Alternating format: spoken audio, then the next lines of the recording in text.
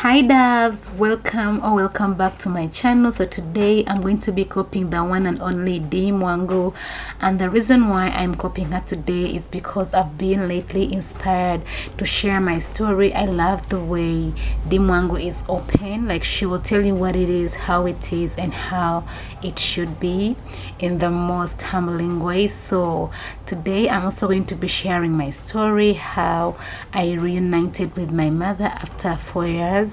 Actually, my mom is a stroke patient. She has had stroke for 9 years, but we had stopped being in contact about 4 years ago. That was after lockdown, and she traveled and went to be treated by her mom, because at the time she got the stroke we were kids and we didn't understand that much when it comes to treating people with stroke. The depression that comes with it, the anxiety, the stress. So it was a little bit overwhelming. She has been having that stroke for 9 years. This year makes exactly 9 years ever since she got the stroke. So today she's coming back from my grandma's place. My grandma's been the one taking care of her, because 4 years have passed and we've grown a little bit now. We know how to handle it. We've been briefed a little bit.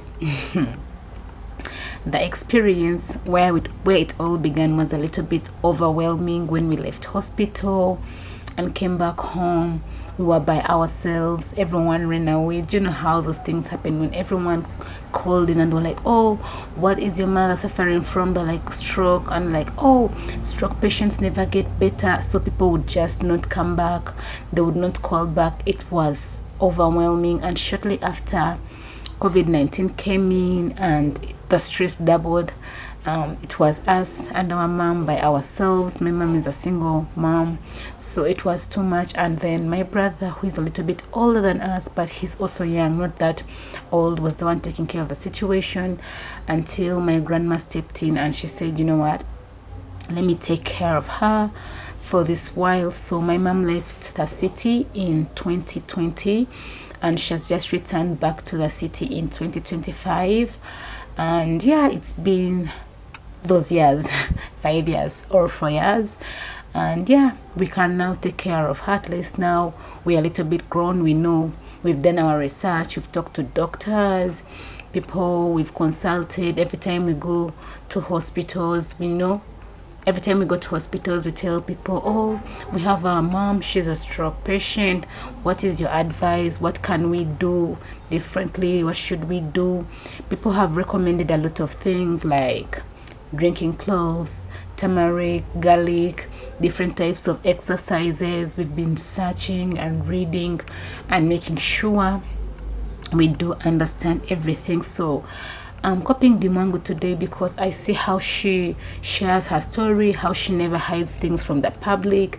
At first, when I began this journey of, sharing my story, living with my mom and how we handled everything, it was a lot, you guys. I wish I could sit you guys down and tell you. It would take like 10 hours of the entire story from when she fell sick to where we are right now. But we are reunited right now, and that's all that matters. So I'm going to be sharing with you guys a day or different days in our lives, the different things we are doing, the different therapy she's on. And yeah, I hope you guys do enjoy it. So the main thing that I'm copying from Dimwango is courage today. Dimwango, it's the courage she has. I see this girl go forward. I see her push. Sometimes I see her in places I would never go because I'm scared. I'm like, what? Is she there by herself? How is she even handling? How is she doing it? But she does it by herself. She's a strong, independent woman.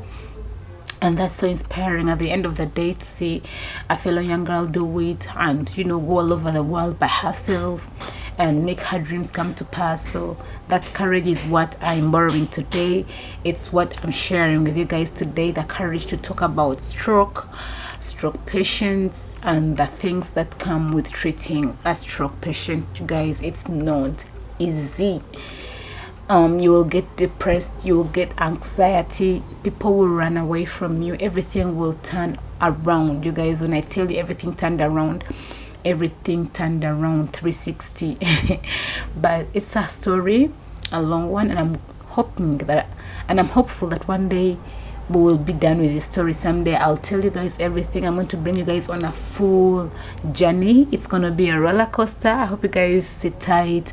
So yeah, I'm going to be sharing everything, the tips, the progress for anybody out there who has a stroke patient. It could be your parent, could be your uncle, your sister, your brother, and you're wondering if this is possible, if you can overcome it. You can overcome, as long as you have God, as long as you're determined, and as long as the person is willing to, fight for their lives. My mom is a strong woman. She fights. Recently we began new therapy. It's been hard on her because she had stopped therapy for about 6 years ago, because I told you guys earlier, we were raised by a single mom, and when she got sick, everything she had worked for, all her wealth, all her money, her assets were sold off to save her life.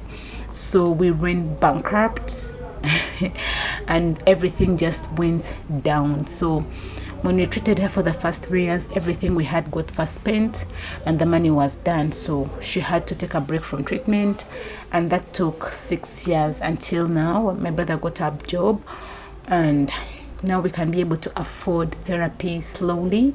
We don't have all the money, but we are paying it in We are paying it in bits. And yeah, I'm also doing YouTube now. Yeah, we are trying our level best. We are praying. When we hear there is a crusade, a strong mighty man of God, we attend.